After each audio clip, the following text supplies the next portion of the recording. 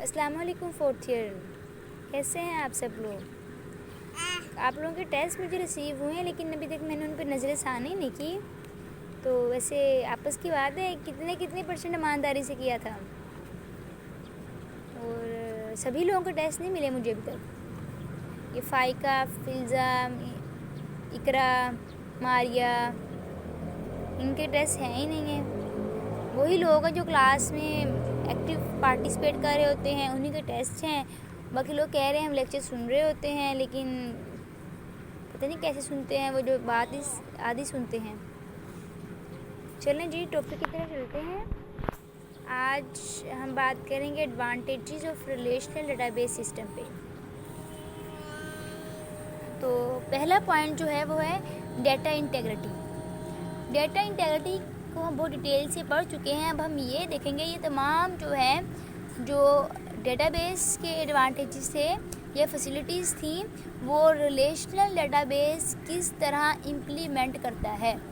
तो data integrity को implement करने का तरीक़ाकार ये है कि रिलेशनल मॉडल ने वो तमाम रिकॉर्ड्स जिनके पास प्राइमरी की नहीं होगी या डुप्लीकेट प्राइमरी की होगी, उनको डिलीट कर देना है, ताकि आपका डेटा मॉडल जो है वो डेटा इंटेग्रिटी के जो रूल्स हैं उन पे पूरा उतर सके। समझ आ रही है ना कि रिलेशनल डेटाबेस मॉडल ने कैसे डेटा इंटेग्रिटी को इम्प्लीमेंट करना है। ऐसे रिकॉर्ड्स जिन पे प्राइमरी की मिसिंग है या डुप्लीकेशंस ऑफ रिकॉर्ड्स हैं, तो उनको डिलीट करते जाना है ताकि वैलिड रिलेशनशिप बन सके। आगे डेटा इंडिपेंडेंस है। डेटा इंडिपेंडेंस क्या होती है? Data and program is separated from each other. तो डेटा इंडिपेंडेंस को ये भी कह सकते हैं कोई भी चेंज जो है वो लॉजिकल डिज़ाइन में हो, डेटाबेस के अंदर वो चेंज ना अफेक्ट करे। आगे स्ट्रक्चरल इंडिपेंडेंस है। ये कब होती है स्ट्रक्चरल इंडिपेंडेंस? अगर डेटाबेस का स्ट्रक्चर चेंज हो रहा है तो DBMS के अंदर इतनी एबिलिटी हो कि विदाउट एनी चेंज वो डाटे को एक्सेस कर सके।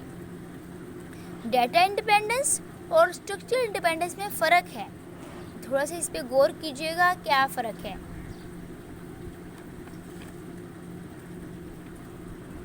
डेटा इंडिपेंडेंस में लॉजिकल चेंज होनी है, जबकि स्ट्रक्चरल इंडिपेंडेंस में स्ट्रक्चर ऑफ डेटाबेस चेंज होना है। हाँ जी, तो हमने कैसे स्ट्रक्चरल इंडिपेंडेंस को लागू करवाना है? अगर रिलेशनल डेटाबेस के स्ट्रक्चर में कोई तब्दीली आती है तो डेटा एक्सेस में कोई फ़र्क ना आए। यानी जिस तरह हम डेटा को रिट्राइव करना है, ऐड करना है, तो हमें ना पता चले कि डेटा का स्ट्रक्चर चेंज हुआ है। डेटाबेस के स्ट्रक्चर से क्या मुराद है? डेटाबेस के स्ट्रक्चर से मुराद है फील्ड का साइज़ कितना है, कि कितने फील्ड्स हैं। डेटा कंसिस्टेंसी एंड एक्यूरेसी कब आएगी? जब आपके पास डुप्लीकेशन नहीं होगी, रूल्स एंड रेगुलेशंस लगे होंगे, तो डेटा कंसिस्टेंसी भी आ जाएगी और एक्यूरेसी भी आ जाएगी।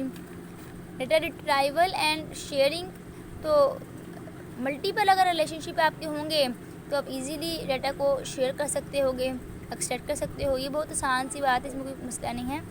आगे आपके फंक्शन ऑफ DBMS हैं, तो ये वही फंक्शन है जो आपके नॉर्मल जो DBMS के फंक्शंस हैं, तो इनको दोबारा से बताने का तो कोई फ़ायदा नहीं है।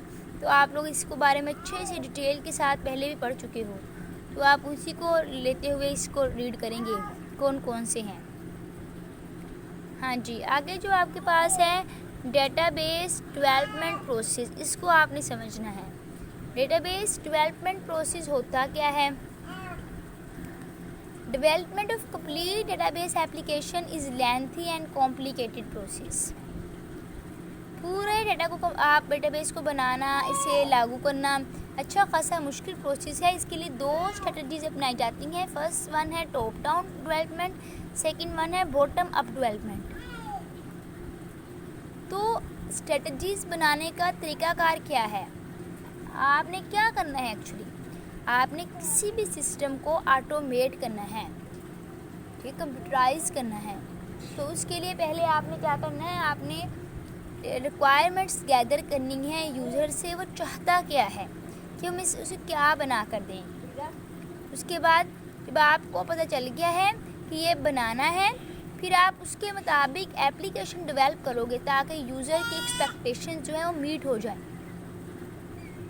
तो हमने यूज़र से रिक्वायरमेंट्स लेनी कैसे हैं, उसके लिए कई मेथड हैं, जैसे कि इंटरव्यूज़ हो गए, आपके पास फीडबैक परफॉर्मेंस हो गए, आपके पास ऑब्जर्वेशन हो गया, ठीक है ना, या आपके पास सिस्टम में सेल्फ आप एक्सपीरियंस भी कर सकते हैं।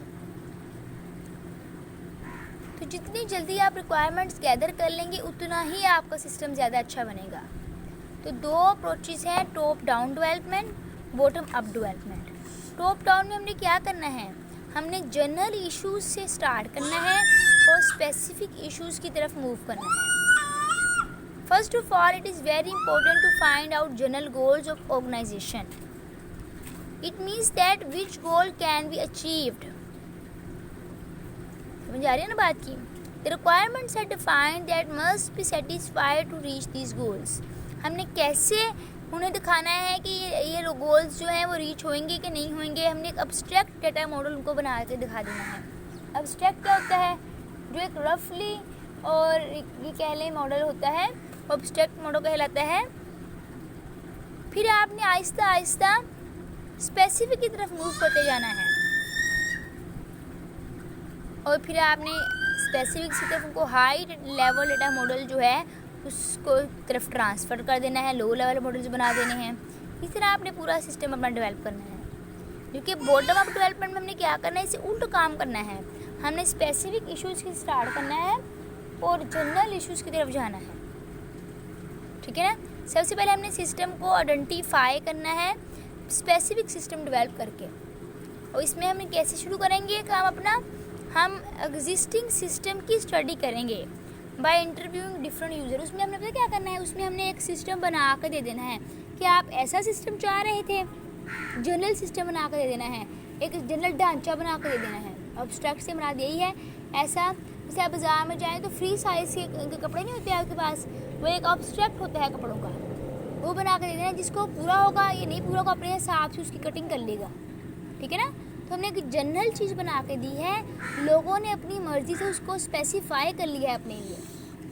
ये एग्जांपल मैंने बहुत अच्छे तरीके से आपको बताने की कोशिश की है कि टॉप डाउन डेवलपमेंट है क्या।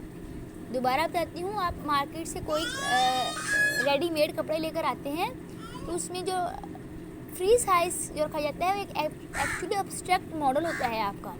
फिर हर पर्सन अपनी रिक्वायरमेंट के मुताबिक उसको तंग करता है, उसे खुला करता है, तो वो स्पेसिफिक कर लेता है उस ड्रेस को अपने लिए, ठीक है ना।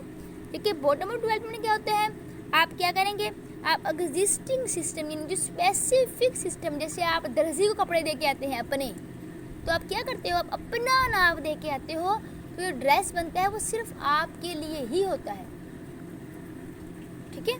तो ये है बॉटम अप डेवलपमेंट। आज के लेक्चर में कोई बात अगर आपको ना समझ आई हो तो आप पूछ सकते हैं। उम्मीद करती हूँ कि आप लोग पूरी ईमानदारी के साथ इसको पढ़ते होंगे और बाकी लोगों तक भी पैगाम पहुँचाएँ, ज़्यादा से ज़्यादा कोशिश करें। फ़ी अमान अल्लाह।